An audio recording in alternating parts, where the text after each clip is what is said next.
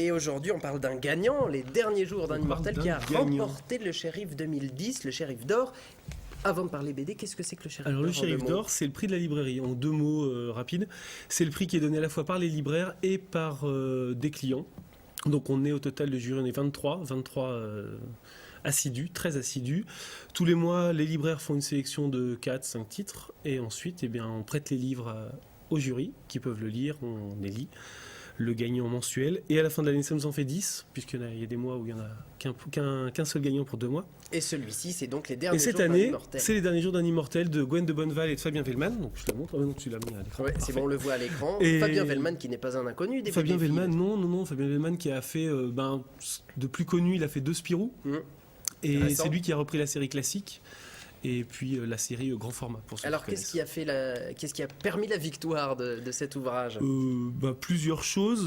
Déjà, la qualité générale, on va dire, de l'œuvre, c'est-à-dire l'osmose qu'il y a entre le dessin et l'histoire. Très simple, hein, c'est très... Le dessin est très très Ouais. minimaliste. Et en fait, c'est une histoire de SF, c'est une sorte de conte philosophique dans un cadre de SF. Donc, Science-fiction.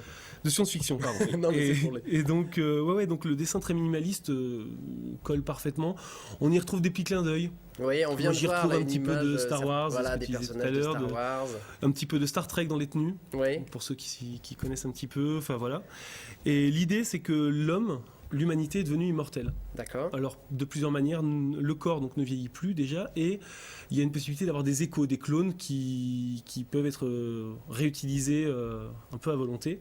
S'ils meurent, on peut en refaire d'autres. Si Ce qui est le pratique. corps premier meurt, on peut transformer un des clones, voilà.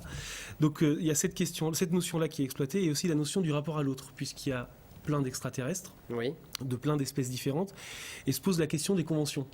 Entre différentes espèces, on va pas forcément avoir la même Oui, les rites sociaux. la même vision et du temps, voilà, les rites sociaux vont être habitudes. différents. Et donc, ça aborde toutes ces questions-là à travers... Alors, ça semble, c'est pas un conte philosophique pour autant, Non, c'est-à-dire c'est très facile c'est d'entrer. super facile d'accès. Nous, on suit un policier un peu particulier, puis c'est un policier philosophique On qui voit va à l'écran, mener plusieurs justement. enquêtes, Il y a un Elijah, joli nez. et qu'on va suivre à travers 2 enquêtes et en même temps une grosse remise en question sur la notion d'immortalité. Parce que comme il le dit, si j'ai le temps juste de faire une petite citation. Allons-y, citation qui est assez représentative. Nous avons beau être devenus immortels, tout reste toujours une question de temps.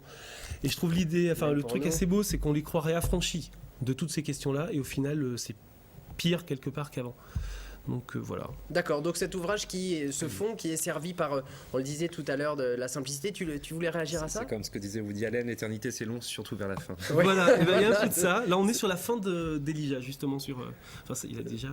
Il est bien mort déjà. Il est bien mort dans le bouquin plusieurs fois, et surtout, on sait qu'il a au moins. D'après les infos qu'on a, il a au moins 400 ou 500 ans, donc c'est long. C'est long, Ouais, ça fait long ça. Ça fait très long. Dernier mot sur la carrière de ce livre qui pour l'instant part bien justement. Il part très bien, il a eu un prix aux Utopiales, Oui. il est nominé pour Angoulême, et Qui puis il a eu le commence prix de la aujourd'hui, librairie. demain d'ailleurs. Oui, Festival Angoulême qui d'Angoulême, hein. commence demain jusqu'à dimanche, où on connaîtra en plus le prix d'Angoulême.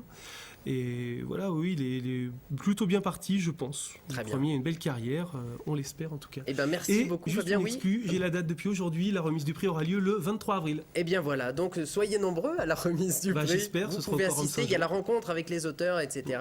pour ce vainqueur du Shérif d'or 2010. Merci beaucoup Fabien. Et puis de notre côté, on va parler